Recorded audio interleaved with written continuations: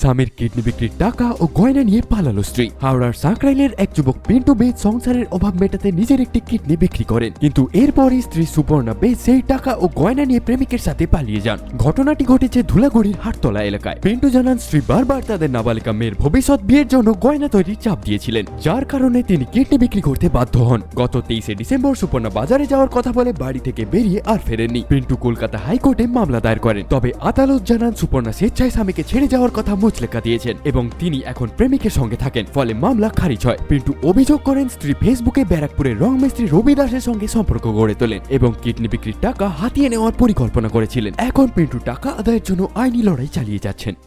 কিভাবে হয়েছিল দেখে শুনে? বাইরে গিয়ে বিয়ে ছিল। আপনারা বাইরে মানে গিয়ে বিয়ে, প্রেম মানে করে- প্রেম করেই বিয়ে হয়েছিল। মানে বিয়ে বাড়িতে এসেছিল, ভালোবাসা হলো, ভালোবাসার পরে ওর ফ্যামিলি সেরকম ভালো নয়, ওকে নিয়ে ও স্কুলে এসেছিল, স্কুল থেকে নিয়ে চলে এসেছিলাম। তারপর থেকে তো আমরা সুখে শান্তিতে কোনোদিন কোনো অশান্তি ফান্তি কিছু হয়নি। বললো যে কিডনিটা বেচার যখন প্রস্তাব দিল, আপনি তখন কি বললেন? ভাবলাম, দুদিন ভাবলাম, ভেবে বললাম ঠিক আছে, আমাদের যদি সচ্ছল হয়ে যায়, সব কিছু হয়ে যায়, তাহলে হবে।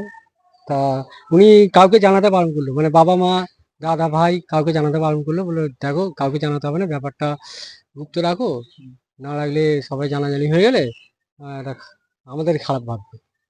ঠিক আছে, এই বিশ্বাসে আমি বললাম ঠিক আছে। মনে রাখিনি যে আমি জিনিসপত্র করতে করেছি, কি করেছি রাখিনি।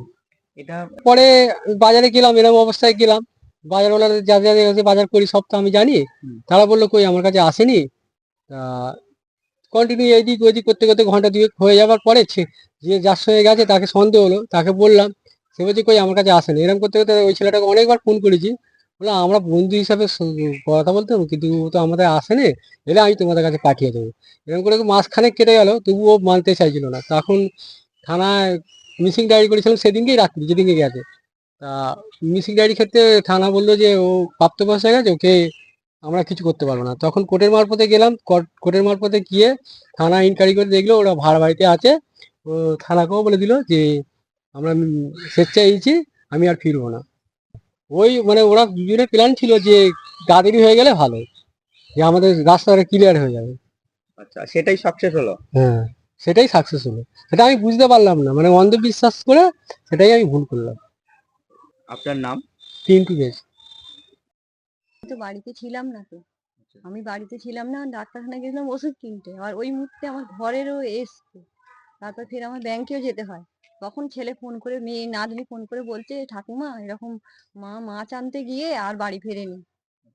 আপত্তি করেছিলাম, ক্লাব থেকেও আপত্তি করেছিলাম, শোনেনি।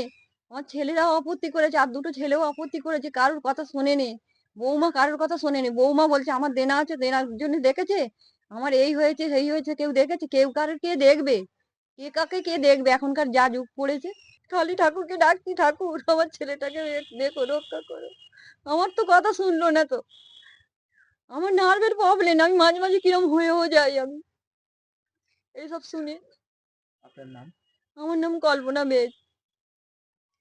আপনার কি পাড়ার এলাকারই মধ্যে পড়ে যে এই ঘটনাটা? কি বলবেন? হ্যাঁ, আমার তো ধুলাগড় অঞ্চলের মধ্যেই পড়ে, যেটা ব্যানার্জি পোল আছে পাশেই বাড়ি। যেটা আমি শুনলাম পিন্টু বেজ, ওনার স্ত্রী সুপর্ণা বেজ, দীর্ঘদিন ওনারা ঘর সংসার করেছেন বা ভালোভাবেই ওনারা থাকেন, ওনাদের কোনো কমপ্লেনও নেই, কোনোদিন শুনিও। ইদানিং করে শুনলাম আজকে যেটা হচ্ছে যে পিন্টু বেজের একটা কিডনি অপারেশন করা হয়েছে, একটা কিডনি বিক্রি করা হয়েছে। তার জায়গায় সে যার কিডনি বিক্রি করে একটা স্বামী সে টাকা নিয়ে চলে যাবে, এটা তো মানে খুব খারাপ ব্যাপার না? সমাজের মধ্যে একটা খারাপ বার্তা ছড়াচ্ছে। আর সমাজে আজকে স্বামী স্ত্রীর যে বন্ধন, সেই বন্ধনের মধ্যে একটা খারাপ বার্তা ছড়িয়ে যাচ্ছে। আমার নাম আক্তার লস্কর। আমার পরিচয়, আমি দুলাপুর গ্রাম পঞ্চায়েতের উপপ্রধান।